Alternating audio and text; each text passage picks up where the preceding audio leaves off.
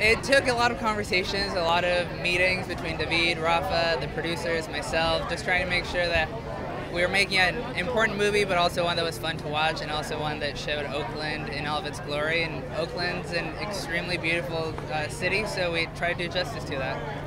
Well, David, Rafa, and I have known each other for years. The first time I worked with David was, I think, 6 years ago. I did a music video for him.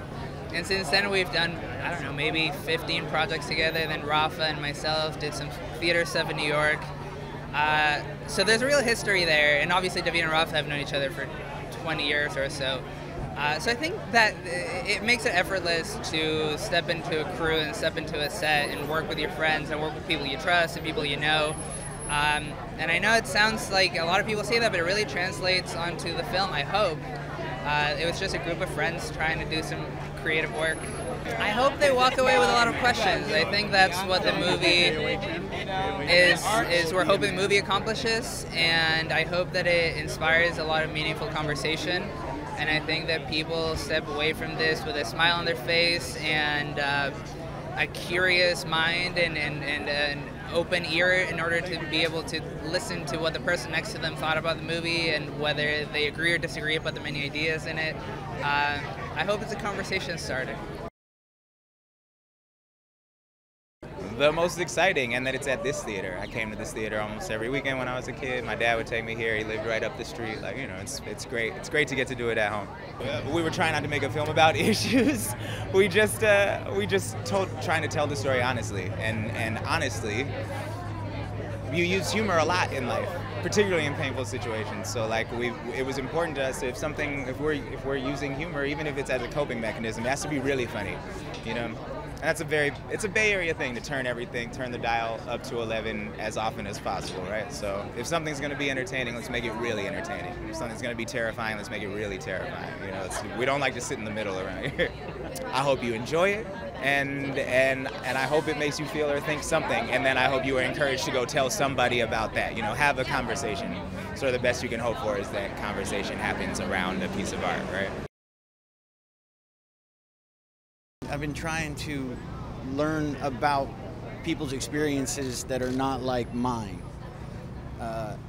And I think I've covered a lot of ground over the past few years, but I still have a lot to learn. And when I watched this the first time up at Sundance, it blew me away. So I think that that's an impossible thing to answer because there's so much that you absorb. They did it. It's so much fun. Like you're sitting there, you're bouncing, and then it makes you think. They nailed it. We are in the city that made Blindspotting. We are in Oakland. You know, when I worked on this film, I was told expressly that we would only be premiering in Oakland, and I'm not surprised. We're here tonight. I can't wait for this city to see this love letter to it, and I really hope this audience feels seen. We love each other. And this is a group of very serious multidisciplinary artists. Most of us are performers in different mediums, writers and musicians, and we all help each other in those areas as well. And I really hope that this is the first of many that this squad creates. Right now, I'm writing a feature that I want Rafa to star in.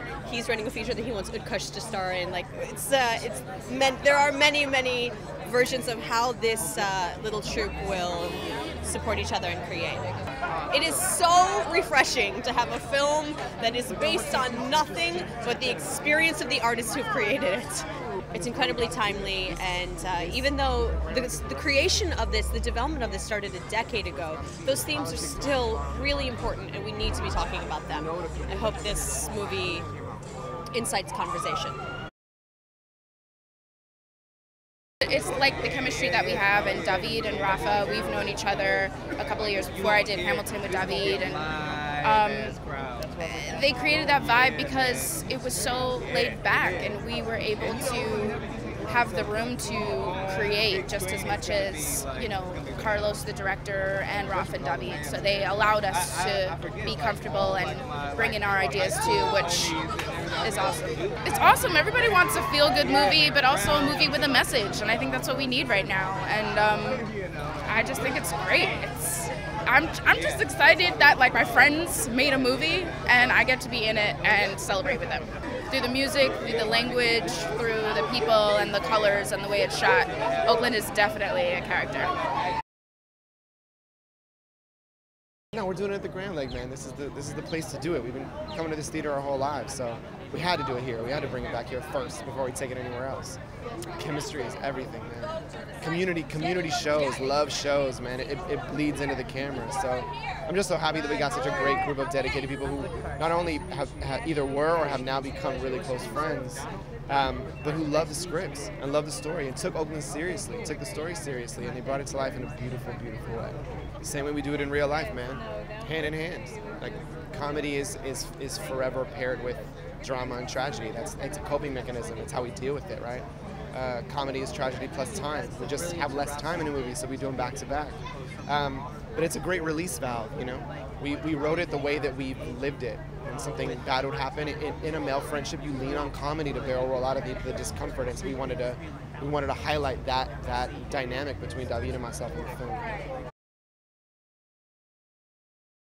You know, Rafa and Diggs, they really put a lot of the bay into it. When you have the rhythm of this city and of this town, you're sort of able to take these harrowing experiences, like why Collin, David's character, ends up in jail in the first place, and tell them in a way through my character that's incredibly entertaining, and it's for the audience then to decide where the truth is, right?